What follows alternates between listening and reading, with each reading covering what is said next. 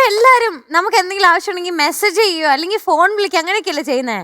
പക്ഷെ നമ്മുടെ ടോപ്പ് സിംഗറിലേക്ക് അത് ഫ്ലവേഴ്സിലേക്ക് എപ്പോഴും ഇങ്ങനെ കത്തുകൾ വന്നുകൊണ്ടിരിക്കുകയാണ്. അതും ഒരേ അഡ്രസ്സിലേക്ക് ഒരാൾക്ക് വേണ്ടിയിട്ട്. എനിക്കാണോ? അല്ല എം ജി, നമുക്ക് ആർക്കും അല്ല, ഒരാൾക്ക് വേണ്ടിട്ട് ഇങ്ങനെ കത്തുകളും സമ്മാനങ്ങളും വന്ന് കുമിഞ്ഞു കൂടിക്കൊണ്ടിരിക്കുകയാണ്. ഇപ്പൊ ഏറ്റവും ലേറ്റസ്റ്റ് വന്നതാണിത്. ഇത് സമ്മാനം. ഇനി കത്ത് ഇതിന്റെ ഉള്ളിലുണ്ട്. ആളാരാന്ന് മനസ്സിലായോ? എനിക്ക് ഏകദേശം മനസ്സിലായി. അത് കണ്ടോ മനസ്സിലായി. ഏതെങ്കിലും ശരിക്കും നോക്കൂ. അത് അവന്റെ ഇവാന്റെ ഒരു ശരിയാണ്. ഇവാനെ വിളിക്കട്ടെ, എന്നിട്ട് ഇതിനെ പറ്റി ബാക്കി സംസാരിക്കാം. Welcome Ijo Kuttan on stage.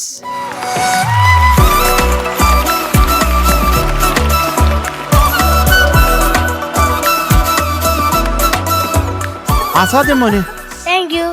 ഇത് എവിടുന്നാ മേടിച്ച ഈ താഴെയുള്ള ഐറ്റം? എന്താ അതിന്റെ പേരെന്താണ്? നിക്കറല്ല, പിന്നെ അണ്ടർവെയർ. അതിന്റെ മേളിൽ കിടക്കുന്നതോ? അല്ല, കൈലി ലുങ്കി. കൈലി കേട്ടിട്ടില്ല. പിന്നെ നിന്റെ കയ്യിലാണോ അതോ കയ്യില് മൈക്ക്? അത് കൈലി അല്ലേ? കൈലി അല്ലേന്നത് ഉടുത്തേക്കുന്നത് കൈലി. ഉടുത്തേക്കുന്ന എന്തോ അത്? അപ്പൊ നിന്റെ കയ്യിലിരിക്കുന്ന എന്തോ? അപ്പൊ അതോ? മീനുട്ടി അതൊന്ന് പിടിച്ച് കാണിച്ചോ.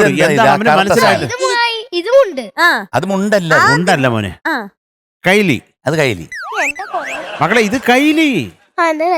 അണ്ടർവെയർ കൈലി. ഇതാണ് നമ്മുടെ ഒരു. ഇത് നിനക്ക് വേണ്ടി വരുന്നതാണ് ഇത് ഫുള്ള്. ഈ കത്തുകള് മീനുട്ടി അതൊന്ന് വായിക്ക്. ഇന്ന് വാലന്റൈൻസ് ഡേയാ. അതെ, അറിയാവോ? കേക്കട്ടെ. എന്ന് വെച്ചാ നീ എന്നും കാണിക്കുന്ന കാര്യം പ്രത്യേകിച്ച് ഡേ ഇല്ല. മീനുട്ടി അവന് 365 ദിവസവും വാലന്റൈൻസ് ഡേ. ഇന്ന് എല്ലാവർക്കും. ലച്ചുകുട്ടിക്ക് ഇതുവരെ ഒരു മുട്ടായി വാങ്ങിച്ചു കൊടുത്തില്ല. പിന്നെ ഇത് ഞാൻ വായിച്ചോട്ടെ? വായിക്കുവാണേ. ഇവാൻ കുട്ടന് വന്ന കത്ത് പിടിയടാ. പ്രിയപ്പെട്ട ഇവാന്, അയ്യോ എന്തെഴുതണം എങ്ങനെ എഴുതണം എന്നെനിക്കറിയില്ല. പാവം വിദ്യാഭ്യാസമില്ല. പക്ഷെ ഒന്നറിയാം, ടോപ്പ് സിംഗറിലെ ഇജോ കുട്ടനെ എനിക്ക് ഒരുപാട് ഇഷ്ടമാണ്. പിന്നെ ആ കള്ളച്ചിരിയും വയനാട്ടിൽ പുലി ഇറങ്ങിയപ്പോൾ പുലിയെ പിടിച്ചതും പാമ്പിന്റെ കൂടെ കിടന്നുറങ്ങിയതും ഒറ്റക്കാലിൽ നിന്ന് പാട്ട് പാടിയതും കൂടെ പാടുന്ന പാട്ടുകാരികളെ പാട്ടുപാടി കൂട്ടുകൂടി പാട്ടിലാക്കിയതും എല്ലാം എനിക്ക് ഇഷ്ടമാണ്. ഇവാൻ, നിന്റെ നുണക്കഥകൾ എല്ലാം കൂടെ ഞാനൊരു പുസ്തകം എഴുതാൻ തീരുമാനിച്ചു. നിന്നോടുള്ള എന്റെ ഇഷ്ടത്തിന് മരണമില്ല. അത് എന്നും എന്നിൽ തന്നെ ഉണ്ടാകും. സംഗീതം സത്യമാണ്, അതുപോലെ തന്നെ എന്റെ ഇഷ്ടവും. ഇന്ന് വാലന്റൈൻസ് ഡേ ആയിട്ട് എനിക്കൊരു സൂപ്പർ സോങ് പാടി തരുമല്ലോ. കൊടുക്കണേ കേട്ടോ, സൂപ്പർ സോങ്. എന്റെ ഇഷ്ടം നേരിട്ട് അറിയിക്കുവാനും ഒരു റോസാപ്പൂവുമായി നിന്റെ അടുത്തേക്ക് ഞാൻ വരുന്നു.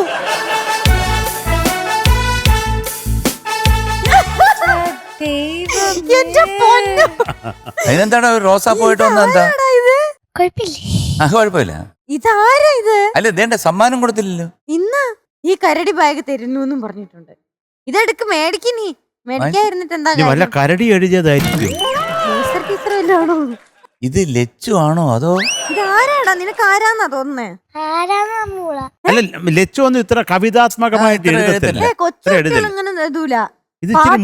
കൂട്ടുകൂടി പാട്ടിലാക്കിയത് ഏതോ സംഗീതമായിട്ട് ബന്ധമുണ്ട്. ഉറപ്പായിട്ട്. അവളെ അയോണ ഇങ്ങനെയൊക്കെ പറയുവോ, കവിതയൊക്കെ പറയുവോ മോനെ കാണുമ്പോ? എനിക്കറിയില്ല. അവൻ ആ പടക്കിളി പോയി നിൽക്കുക. കാരണം എന്താ വെച്ച് കഴിഞ്ഞാൽ ഇങ്ങനൊരു എഴുത്ത് അവൻ സ്വപ്നത്തിലാ പോലും വിചാരിച്ചിട്ടില്ല.